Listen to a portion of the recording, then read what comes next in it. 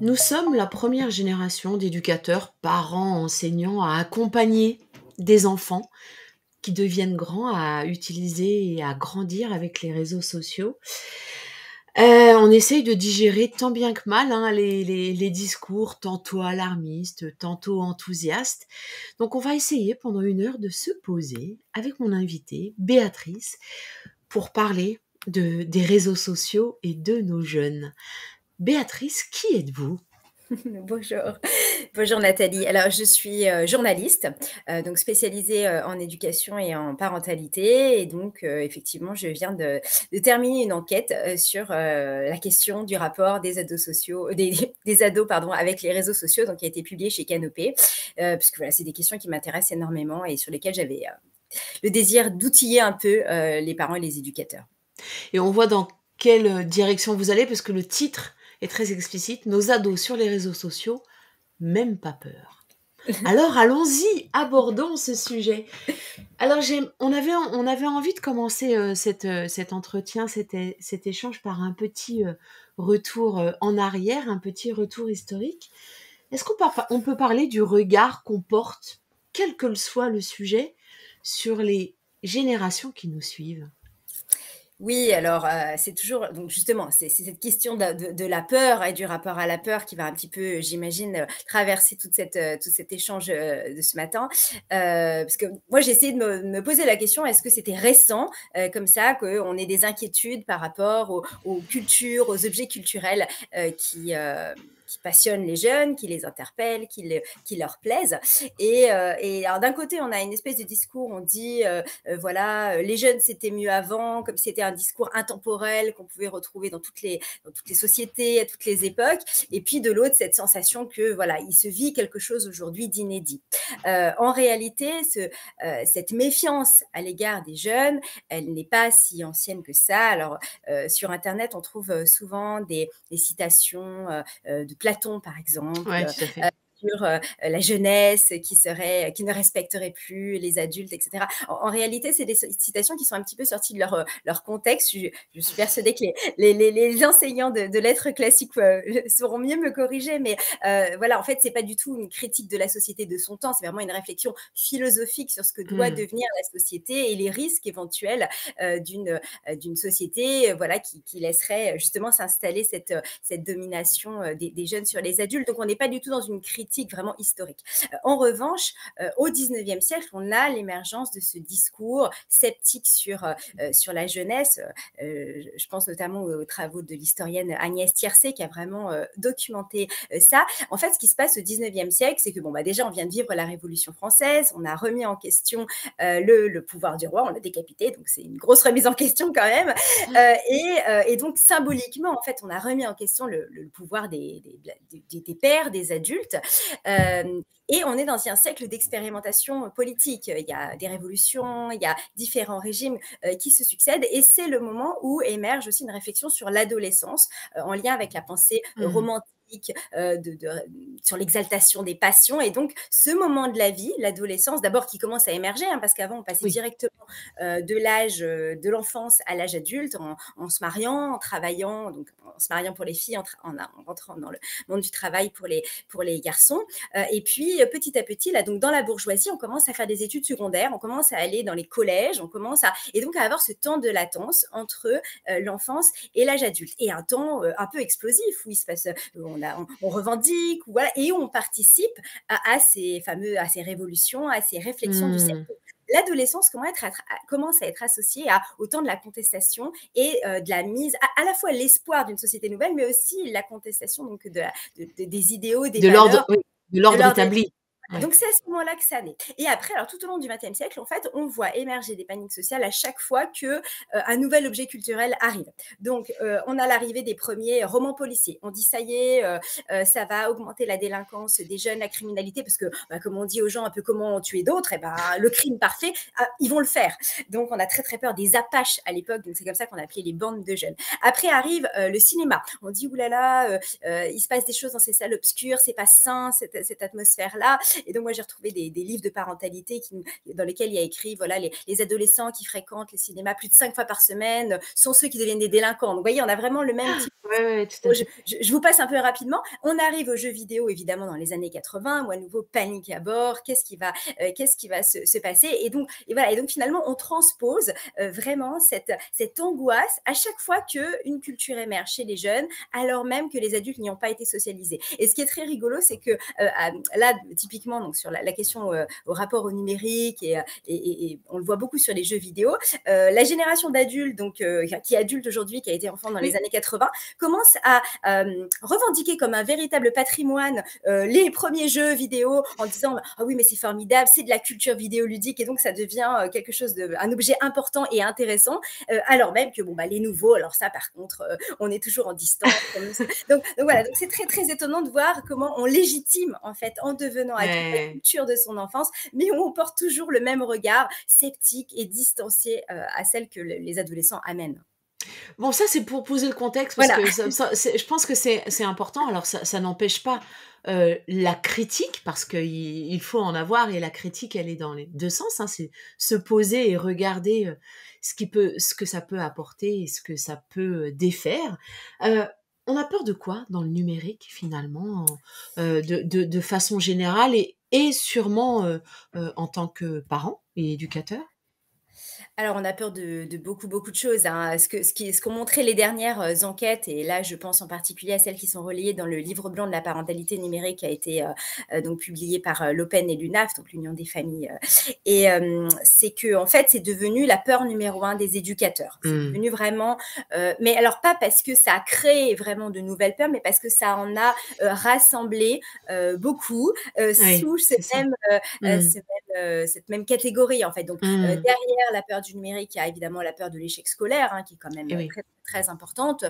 Surtout, voilà, de nos jours, la peur du déclassement, la peur de l'échec scolaire, c'est quelque chose de majeur dans la tête des parents.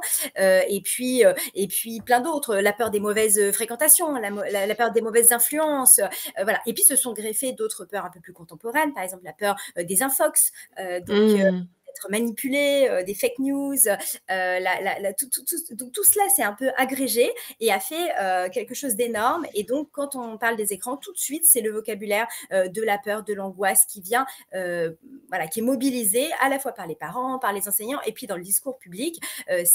Voilà, on peut, comment dire, quand on retrace un petit peu l'analyse des discours au fur et à mesure du temps, on se rend compte que, en gros, au début des années 2000, le numérique, c'est pas un enjeu éducatif. Personne n'en parle, personne n'en a conscience. Et moi qui étais adolescente à l'époque, je me souviens très bien que c'était pas une question qu'on se posait. En fait, nos parents, ce qu'ils voulaient, c'est qu'on n'explose pas la facture de téléphone. Mais en fait, C'est ça, exactement, tout à fait. la seule chose. Oui, et puis qu'on monopolise pas la ligne aussi, parce que comme il fallait Il téléphoner, fallait choisir, oui, c'est voilà, ça, il ouais. fallait choisir. Mais il n'y avait pas d'enjeu éducatif derrière ça. Ça a commencé à émerger dans les années 2000, fin 2000, avec aussi l'émergence de Facebook, hein, l'arrivée de Facebook en 2006.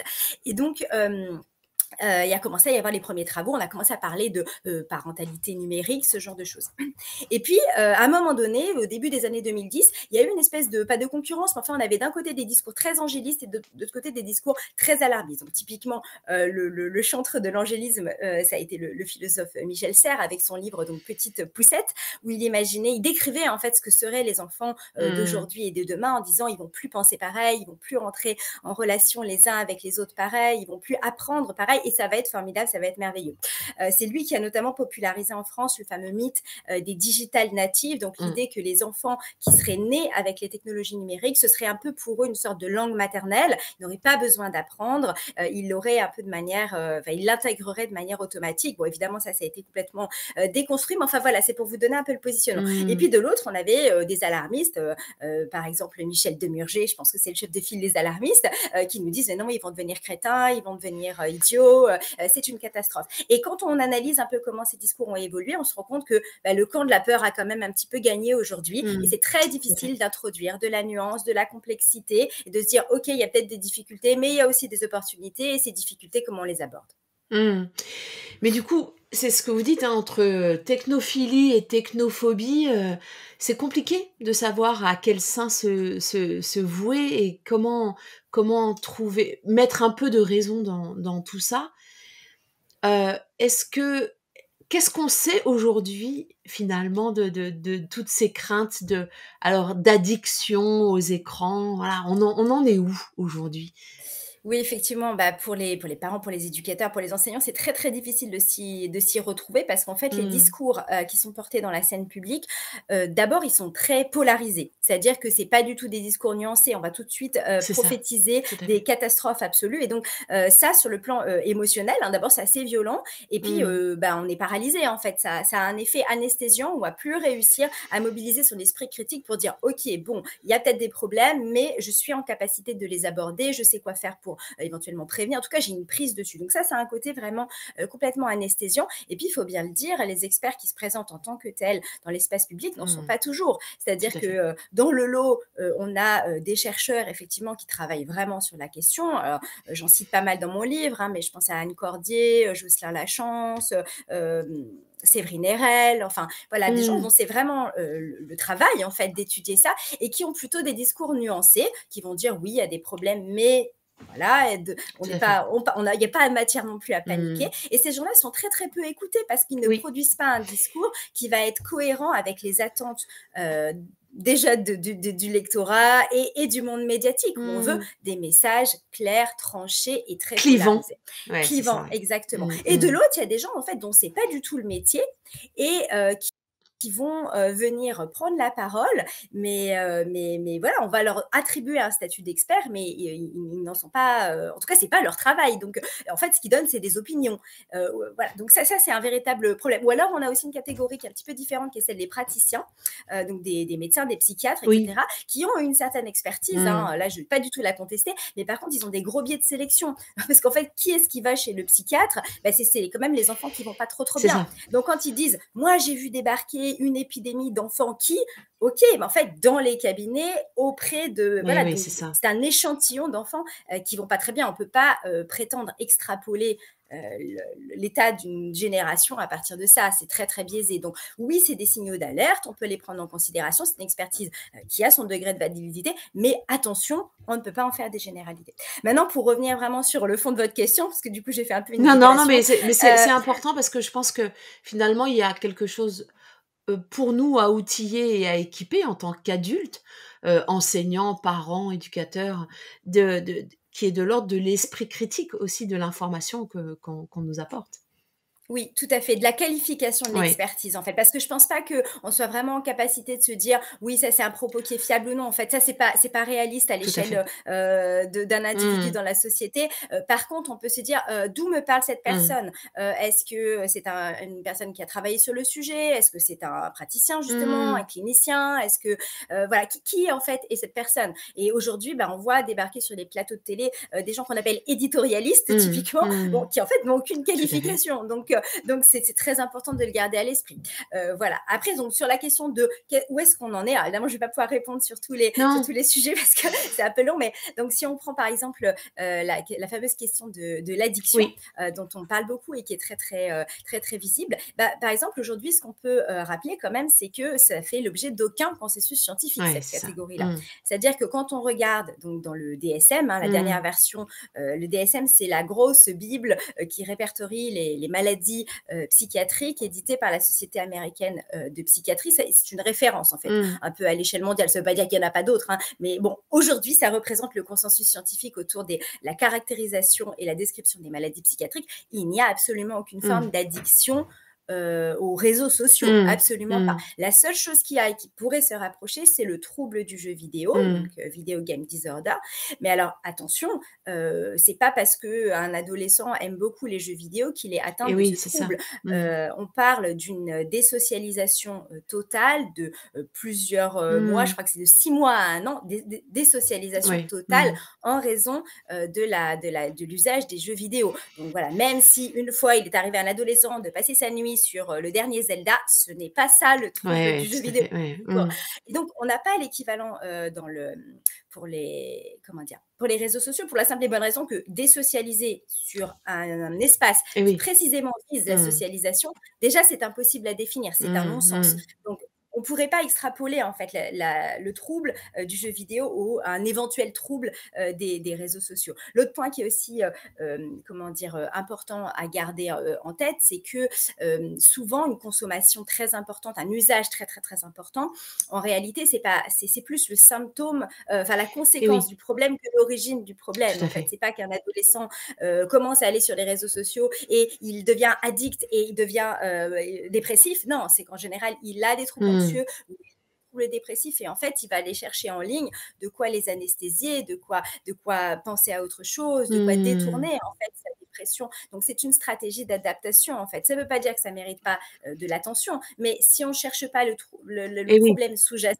et qu'on pense que le problème ultime, c'est les réseaux sociaux et qu'on se dit, bon, ben, on va les couper et tout ira mieux, on se trompe complètement. Mmh. C'est pour ça que je vous dis que c'est très important de bien identifier où sont les risques et bien de savoir comment dire, comprendre nos Et peurs. oui. Parce que si on les tourne mal, ben voilà, typiquement, on ne va pas donner à ce jeune l'aide dont il a besoin. On va mobiliser un outil inadapté du type je t'enlève tous tes réseaux sociaux jusqu'à ce que tu sois entre guillemets Mieux, ouais, sevré. c'est Ça, ça, tout à cette fait. addiction n'existe pas et n'a pas de sens sur le plan médical. Surtout que Béatrice, vous vous rappeliez, au détour d'une phrase, on passait des heures au téléphone nous, hein. Ou en bas Absolument. de l'immeuble, à discuter. Alors effectivement en présence, hein, parce qu'on n'avait pas ces outils-là, mais on était bien, addicts, à ce lien, avec nos amis, quoi. Bah, oui, évidemment, mais parce qu'effectivement, c'est un lien qui est très important, Mmh. à l'adolescence parce que bon, tout le monde n'est pas d'accord sur les définitions de l'adolescence, mais un point sur lequel à peu près tout le monde s'entend, c'est que c'est un moment où on va se distancier un peu de la culture parentale. Ça ne veut pas dire qu'on va les oublier, hein. Le lien aux parents, il est fondamental et on n'aura Mmh, tout à jamais fait. assez à le répéter, le lien aux adultes même, hein, parce que les enseignants font Mmh. partie de ces adultes référents qui vont accompagner jusqu'à l'âge adulte. Donc c'est un étayage qui est fondamental, mais voilà, le rôle de l'adolescence, c'est d'essayer de construire un petit peu son indépendance, son autonomie, qui il est en tant qu'individu. Donc il va se distancier un petit peu de la culture des adultes. Et donc, qu'est-ce qu'il va faire pour s'en distancier? Il va embrasser celle des pairs, il va se rapprocher de celle donc de ses camarades du même âge. Et donc, c'est pour ça que ce lien, il est très important. C'est aussi un moment où comment dire, les amitiés, c'est plus simplement jouer ensemble, c'est partager une intimité, donc se livrer sur ses Mmh. sentiments, sur ses réflexions. C'est comme ça qu'on tisse le lien à l'adolescence, contrairement à l'enfance où c'est le jeu qui fait le lien entre les enfants. Donc c'est normal en fait que ce lien se tisse, il est plutôt favorable, il est étayant, il est complémentaire encore une fois de celui avec les parents. Il ne faut pas du tout y voir une Compétition, concurrence. oui, tout à fait. Bah non, c'est Mmh. pas ce que disent du tout les psychologues du développement et de l'enfance.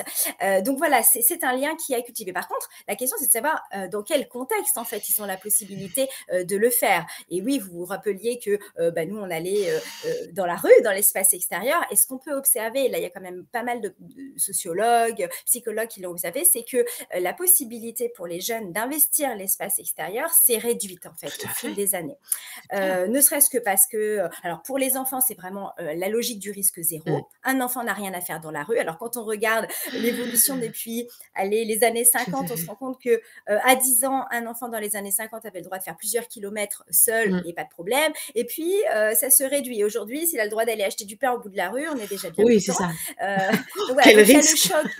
C'est ça, il y a le choc à l'arrivée Tout en à fait. sixième parce que d'un coup, il va falloir faire un trajet seul. Mmh. Comment est-ce qu'on fait alors qu'on n'a rien mis en place avant? Et d'ailleurs, on remarque que c'est à ce moment-là que les parents équipent les enfants en smartphone, D'important. non pas parce que les Tout enfants à l'ont fait. forcément demandé, mais parce qu'ils se disent je veux que tu sois joignable. Mmh. Et en fait, c'est la peur des parents auxquels ils répondent et pas du tout le désir Mmh. éventuel de l'enfant. Donc quand on est là à pousser des cris d'orfraie parce que les enfants sont équipés de plus en plus tôt, il faut quand même interroger le désir de réassurance des parents plus que l'appétence des enfants pour ces outils numériques. Donc voilà, donc en tout cas, on a cette réduction déjà dans l'enfance du périmètre Mmh. de liberté de déplacement autonome.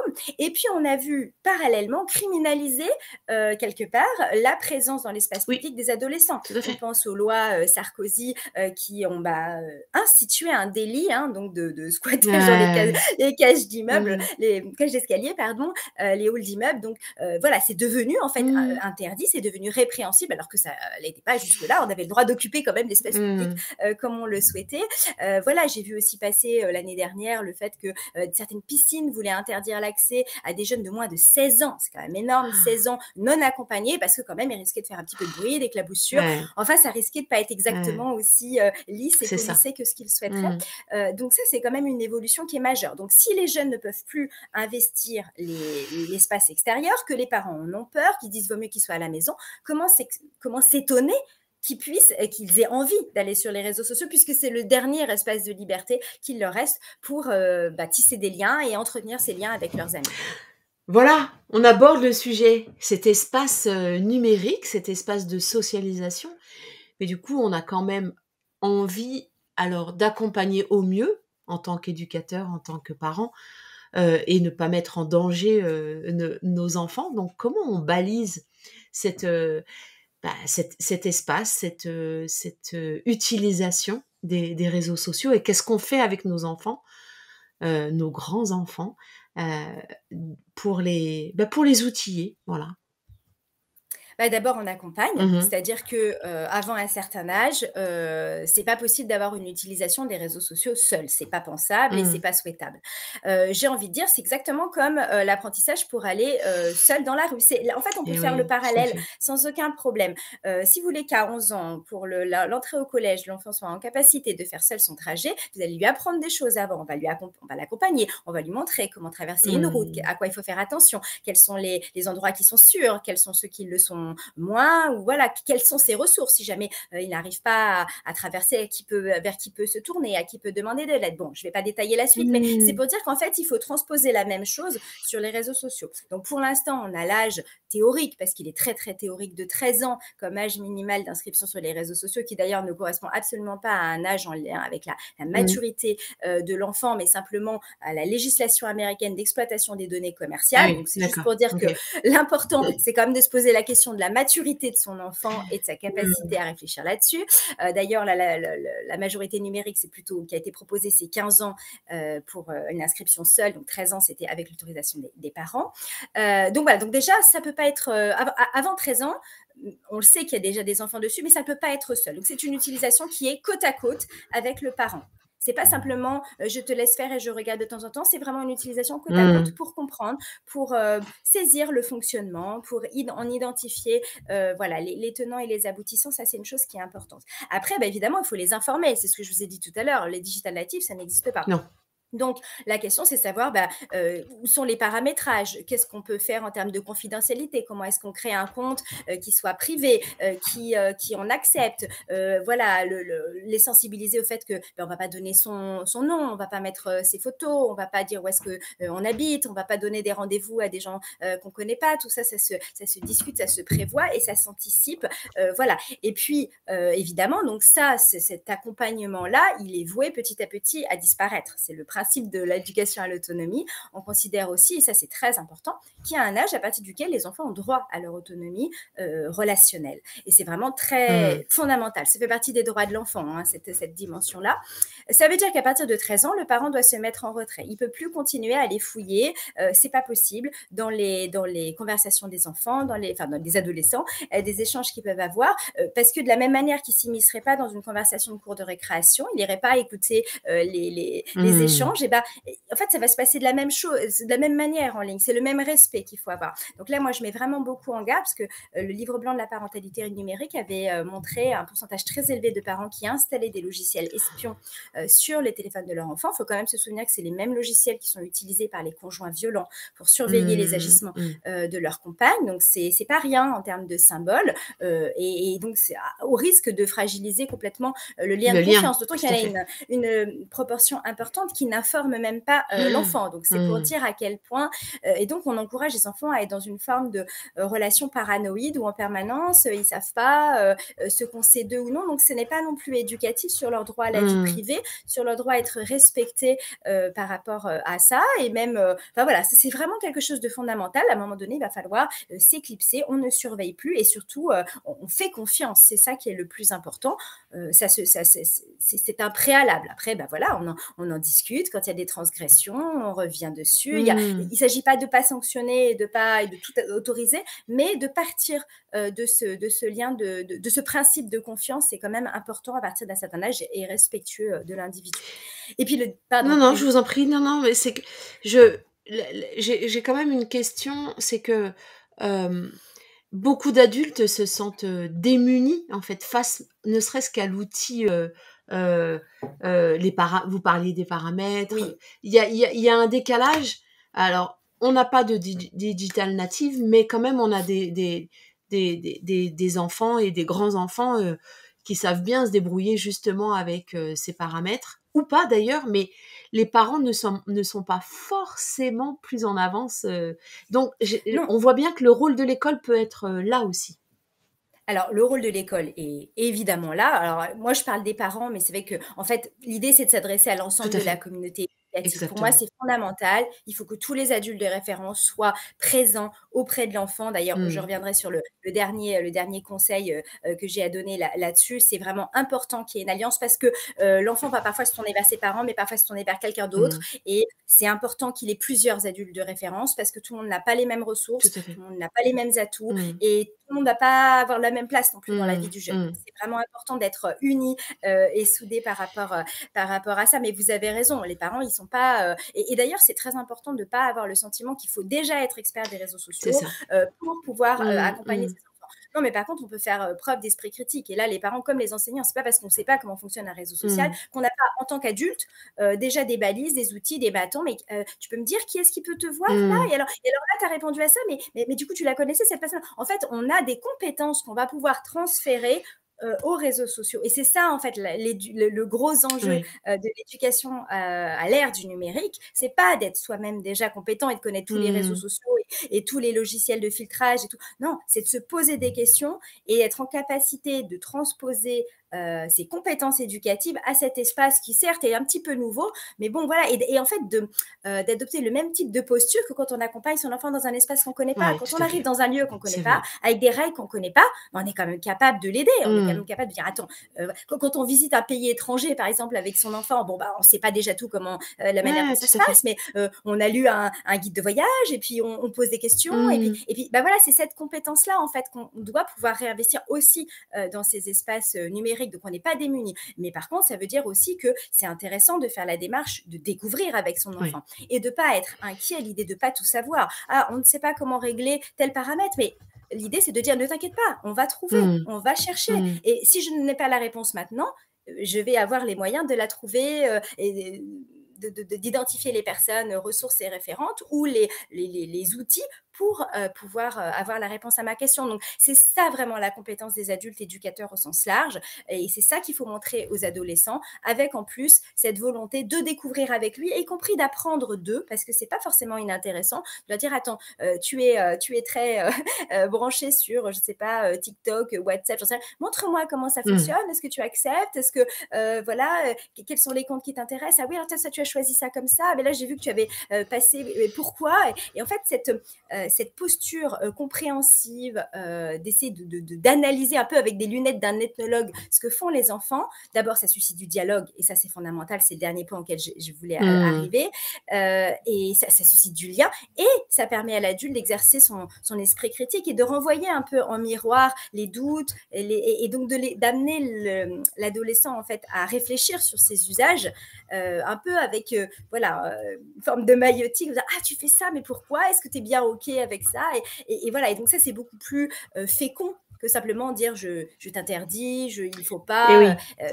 Et puis ça suscite pas l'envie de transgresser aussi, parce qu'il faut bien penser à ça. À chaque fois qu'on interdit, on suscite le désir quand même. Hein. Donc l'interdit, c'est bien, mais à petite dose. Oui, oui, parce que c'est interdit. Enfin, je faisais le parallèle avec, ce qu'on peut dire parfois à nos enfants, «Il ne faut pas fumer», enfin voilà, «Il faut pas boire C'est ça. d'alcool», et pourtant, à un moment, on sait que c'est pas que c'est incontournable, mais on sait que nos enfants, nos grands-enfants vont être confrontés à ça, vont avoir envie ou pas d'ailleurs, et donc s'il y a un non tranché, ça n'existe pas, et ben, on rompt le C'est dialogue ça. sur lequel, vous vouliez, arriver. C'est ça.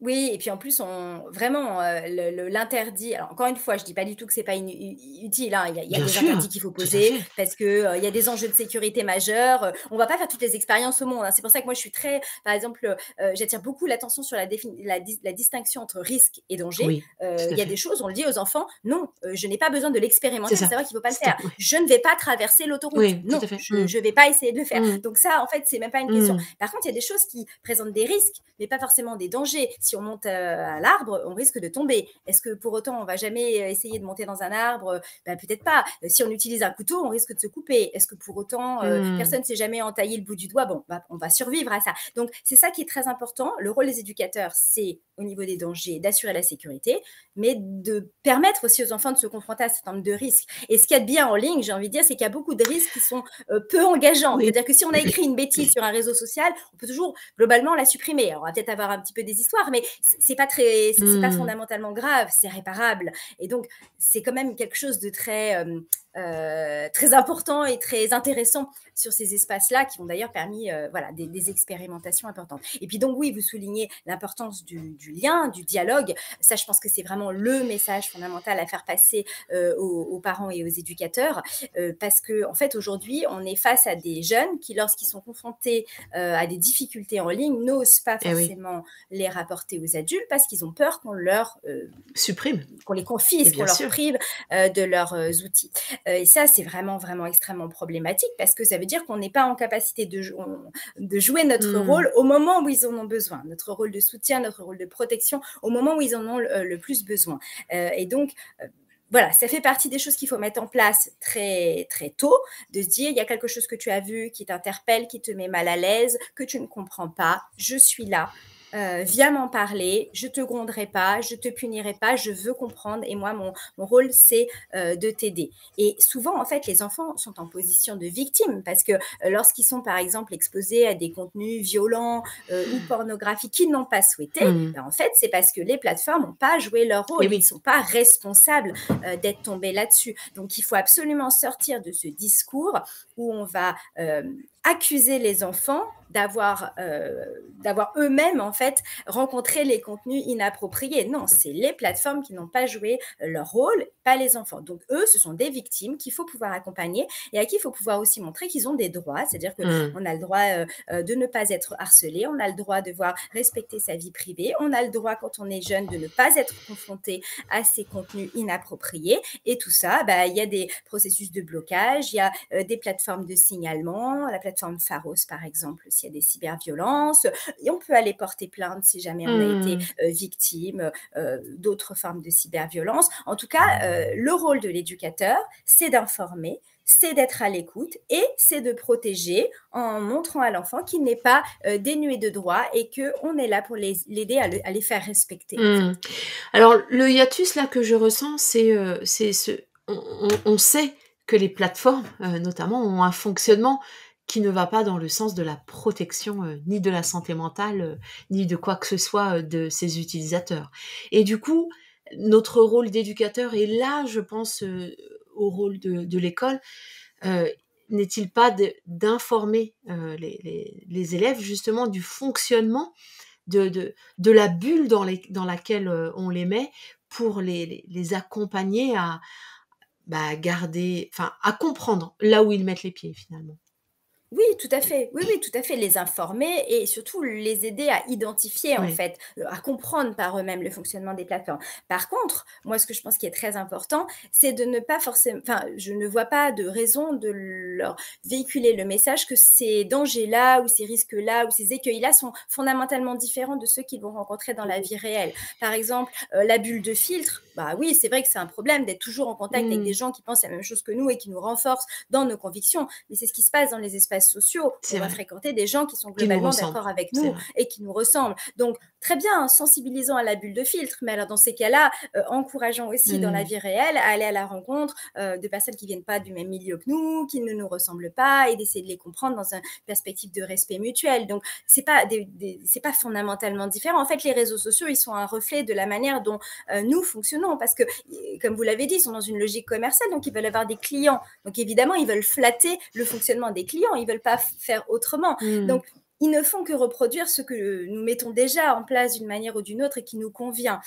C'est pareil pour la publicité. On ne peut pas se dire aujourd'hui que l'espace public est exempt de publicité. On est bombardé en permanence de ça. Donc oui, sur les réseaux sociaux, il y en a, et elle est peut-être un peu plus pernicieuse parce qu'elle est ciblée, elle essaye d'être le plus proche de nos centres d'intérêt. Mais enfin, quand on recevait dans la boîte aux lettres, parce qu'on faisait des publicités, parce qu'on faisait partie de tel listing de la ménagère de moins de 50 ans qui était propriétaire de son appartement, c'était pareil. Donc, C'est ce vrai. que je veux dire, c'est que ça n'a pas fondamentalement changé. Par contre, il y a une ampleur qui est peut-être un petit peu différente, une exposition qui est plus intense et la possibilité d'éduquer. Quand aujourd'hui, on a des contenus où on ne sait pas vraiment si on est face à un reportage médiatique ou une publicité, bah ça, c'est le rôle des éducateurs et notamment des enseignants, parce que là, on est vraiment de l'ordre de l'éducation aux médias et à l'information. On est dans quelque chose de très fin, de dire alors, on va analyser ce contenu en Mmh. termes, qu'est-ce qui est véhiculé, quels sont les messages, qui les a produits, comment, dans quel contexte. Et là, il y a une vraie plus-value, mais ça veut dire en fait qu'on agit pour l'empowerment des enfants. Et moi, je pense que c'est une perspective qu'il ne faut absolument pas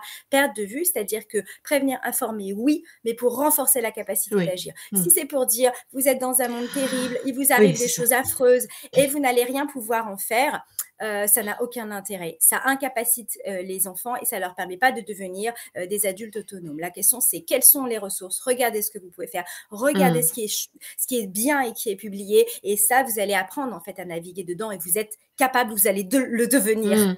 Ce que j'entends, hein, de votre proposition et de votre discours, c'est qu'il y a finalement, sur le numérique, les réseaux sociaux, quelque chose qui s'accélère, qui se cristallise. Mais toutes ces questions, c'est des questions finalement très éducatives. Oui, Voilà. oui, oui, Heu, oui, re fondamentalement. voilà, et du coup, il y a peut-être un bon sens éducatif, à retrouver. Le «re», je le mets, entre parenthèses. Oui, Finalement. c'est se rendre compte qu'on est Et capable. oui, c'est ça, oui, oui, et du coup, de se sentir capable en tant qu'éducateur. J'ai l'impression que ce que vous disiez de mettre en capacité, nos enfants, mais nous aussi de nous dire: «Mais en fait, oui, je ne connais pas l'outil, oui, je me sens peut-être dépassée par, TikTok, ça va vite, il y a une nouvelle plateforme qui sort, moi j'étais sur Facebook, je suis jamais allée sur TikTok, OK, je fais quoi?» Mais en fait, j'ai les ressources, enfin je reste un C'est ça. un un ou une parente, quoi.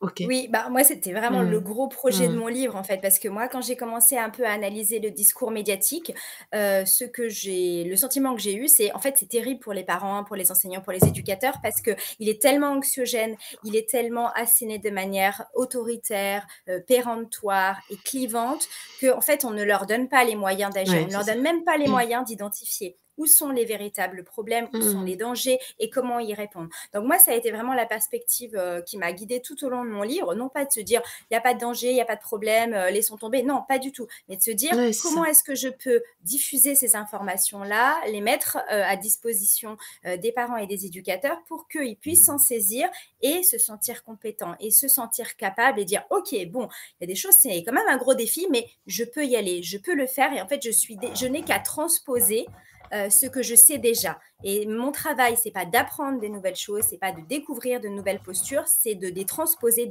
d'opérationnaliser Mmh. en fait les attitudes que j'ai déjà ailleurs, que de les appliquer pour les appliquer Mmh. aux espaces numériques en fait.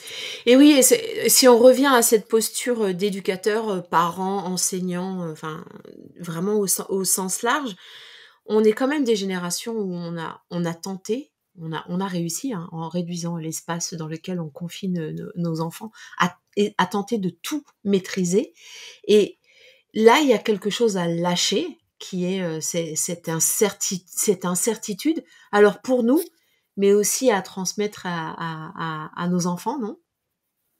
Oui, moi, c'est quelque chose auquel, j'essaye de enfin, voilà, c'est aussi un message que j'essaye de véhiculer, en fait. Cette idée que, la réassurance, elle est pas forcément dans le contrôle, parce qu'en fait, le contrôle, il est illusoire. Mmh.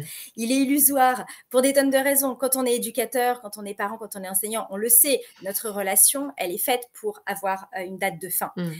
Si on n'éduque pas en pensant qu'un jour, le jeune qu'on éduque, il va devenir autonome, bah, il faut arrêter le métier. Oui, C'est pas ouais. ça. On Mmh. l'éduque pour qu'un jour il soit autonome, Mmh. pour qu'un jour peut-être même il nous dépasse, pour qu'un jour il nous apprenne, pour qu'il devienne, qu'il vole de ses propres ailes. Donc le contrôle, de toute façon, il ne peut pas être compatible avec cet Mmh. objectif Mmh. éducatif fondamental. Et en plus, il n'est pas, possible parce que, comment dire? On est dans un monde où en permanence, il y a des nouvelles choses qui arrivent, des nouvelles révolutions technologiques et donc si on reste dans le contrôle, on est condamné à être tout le temps dans la peur et dans la terreur même, j'ai envie de dire, parce que c'est pas seulement la peur. C'est-à-dire que dès qu'il va y avoir un nouveau truc, on va dire: «C'est la fin de la civilisation». D'ailleurs, c'est ce qu'on a dans les discours médiatiques, hein. Oui. Toutes les 5 minutes, on nous prophétise, l'effondrement imminent Mmh. de notre civilisation parce que les intelligences artificielles, parce que, encore une fois, je suis pas là pour dire qu'il n'y a pas Non, de non. difficultés et de dangers, mais voilà. Et alors, passer à une autre posture qui est celle de dire, OK, il y a des problèmes, mais comment est-ce que je les Mmh. analyse? Quelles sont les ressources que j'ai avec et comment j'accepte de vivre avec un degré de risque, un degré d'incertitude auquel, et je compte plus sur ma compétence à tout verrouiller, mais sur ma compétence à m'adapter. Et c'est ça qui, moi, me semble être le changement de posture le plus fondamental pour pouvoir regagner de la sérénité et donc le sentiment de compétence pour pouvoir accompagner les jeunes. Quel joli mot de la fin. Se remettre en capacité.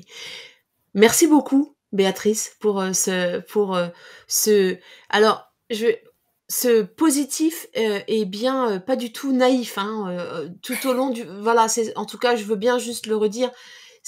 Il y a aucune, comment dire? Aucune oblitération de des risques qu'il peut y avoir, mais l'idée, c'est bien de se mettre en capacité à regarder ces risques et à s'outiller. Donc merci beaucoup. Merci à vous, Nathalie.